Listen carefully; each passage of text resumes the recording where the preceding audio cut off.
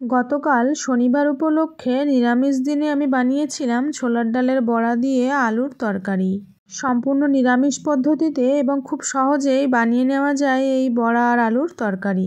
নমস্কার বন্ধুরা, আমি শ্রাবন্তী, তোমরা দেখছো শ্রাবন্তীর রান্নাঘর। তো চলো ভিডিওটি প্রথম থেকে শেষ পর্যন্ত দেখার অনুরোধ রইল। আশা করি তোমাদের ভালো লাগবে। এখানে আমি ছোলার ডাল নিয়ে নিয়েছি। এটা আমি আগের দিন রাত্রেবেলা ভিজিয়ে রেখেছিলাম। তারপরে আমি এর মধ্যে পরিমাণ মতো আদা আর কাঁচা লঙ্কা দিয়ে পেস্ট করে নিয়েছি। তারপরে আমি এর মধ্যে পরিমাণ মতো লবণ, হলুদ গুঁড়ো, জিরে গুঁড়ো আর চিনি দিয়ে ভালো করে একটু ফেটিয়ে নিয়েছি। এবার একটি কড়াই গরম করে তাতে রিফাইন্ড তেল দিয়ে দিয়েছি। তেল গরম হয়ে এলে এবার আমি ছোট ছোট বড়ার আকারে এগুলো ভেজে নেব। একটু লাল লাল করে ভেজে নিতে হবে। এগুলো আমার ভেজে নেওয়া হয়ে গেছে, তুলে নিলাম। বাকিগুলোও আমি একইভাবে ভেজে নেব। এই বড়া কিন্তু গরম ভাতের সাথে খুবই ভালো লাগে।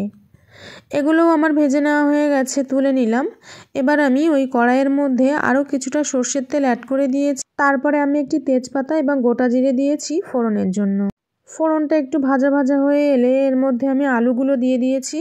এবার আমি পরিমাণ মতো লবণ অ্যাড করে আলুগুলো একটু ভেজে নিয়েছি। এবার আমি এর মধ্যে অ্যাড করে দিয়েছি টমেটো কুচি আর পরিমাণ মতো হলুদ গুঁড়ো। আবারও কিছুক্ষণ ভেজে নেব, টমেটো একটু নরম হয়ে আসা পর্যন্ত।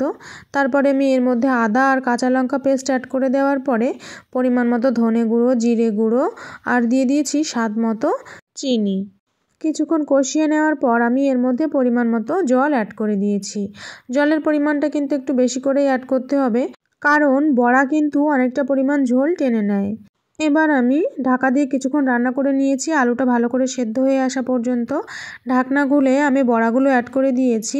আবারও একবার কিছুক্ষণ ঢাকা দিয়ে রান্না করে নেওয়ার পর উপর থেকে গরম মশলা গুঁড়ো ছড়িয়ে দিলেই কিন্তু ছোলার ডালের বড়া আর আলুর তরকারি একেবারে রেডি। এবার এটা গরম গরম ভাতের সাথে পরিবেশন করার পালা। তো ভিডিওটি এবং রেসিপিটি কেমন লাগলো কমেন্ট করে জানিও। ভালো লাগলে লাইক শেয়ার করে দিও। আর যারা আমার চ্যানেলটিকে এখনও সাবস্ক্রাইব করোনি, সাবস্ক্রাইব করার জন্য অনুরোধ রইল। আর পাশে থাকা বেল আইকনটি প্রেস করে দিও যাতে আমার প্রত্যেকটি ভিডিও তোমাদের কাছে পৌঁছে যায়। আর যারা ফেসবুক থেকে দেখছো তারা কিন্তু অবশ্যই ফলো করে দিও। আর এই রেসিপিটি এভাবে অবশ্যই ট্রাই করো। দেখা হবে আর একটি নতুন ভিডিওর সাথে। আজকের মতো চলে যাচ্ছি, টাটা।